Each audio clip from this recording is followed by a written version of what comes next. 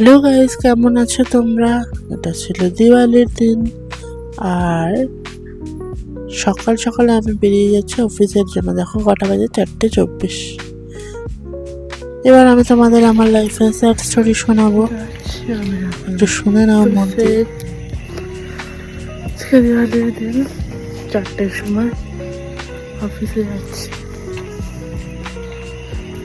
কোনো ছুটি নেই, কোনো গিফটও নেই, কিন্তু তাও অফিস যেতে হবে। ক্যাব এসে গেছে আমার, এখন অফিস যাচ্ছি। ক্যাবটা ওয়েট করছে। সবার ছুটি আছে কিন্তু আমার কোনো ছুটি নেই। সকাল সকাল 4টে রেডি হয়ে বেরিয়ে পড়েছি কর্পোরেট মজদুরি করতে। স্টোরি। তো এটা ছিল দিওয়ালির দিন। আমার ক্যাব এসে গেছিলো আমাকে পিক করার জন্য, তো ক্যাবে উঠে গেছিলাম।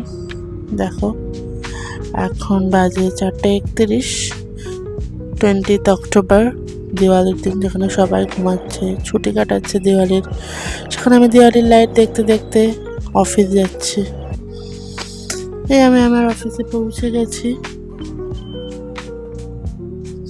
তারপরে অফিসে এবার নামবো ক্যাবের থেকে। এই ক্যাবের থেকে নেমে একটু ক্লাসে নিজেকে দেখতে দেখতে যাচ্ছি। ব্যাস চলে আসলাম ওপরে। এবার যাব আমি আমার ওডিসিতে। তো একটু বসে টসে নিয়ে আবার চলে এসে একটু ওয়াশরুমে নিজেকে দেখতে যে কেমন লাগছে দিওয়ালির দিনে, কর্পোরেট মসজিদ লাগছে কিনা। তারপর একটু কাজ করে এই খেতে চলে এসেছিলাম ব্রেকফাস্টে। তারপরে হয়ে গেল অফিস আমার। 4টের দিকে বেরিয়ে পড়েছিলাম। দেখো প্যান্ডেল দেখছি, প্রায় 4:30 বেজে গেছে তখন। তারপরে আমি আমার বাড়িতে পৌঁছে গেছি। দেখো কালী ঠাকুর নিয়ে যাচ্ছে, সবাই নাচতে নাচতে যাচ্ছে। আমি কর্পোরেট মজদুরি করে বাড়ি যাচ্ছি। এটা ছিল আমার বাড়ি। বাড়িটা খুব সুন্দর করে লাইট দিয়ে সাজানো হয়েছিল। বাড়ি জাস্ট পৌঁছেছি, আবার ড্রেস ছেড়ে রেডি হয়ে আবার কালী ঠাকুর দেখতে বেরিয়ে গেছিলাম। তো ব্যাস ঠাকুর দেখে বাড়ি ফিরে এসে একটু ফটোগ্রাফি করে নিই।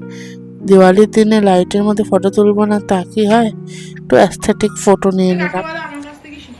এটা হলো আমাদের সুন্দর লাইটিং বাড়ি। ব্যাস ফটো নিয়ে একটু ঢং টং করে নিলাম, দিয়ে আবার একটু ফানুস ওড়াতে চলে গেলাম। ফানুস টানুস উড়িয়ে এবার তারপরে বাড়ি চলে যাবো, কারণ আমার পরের দিন আবার অফিস আছে। তো এখন বাই।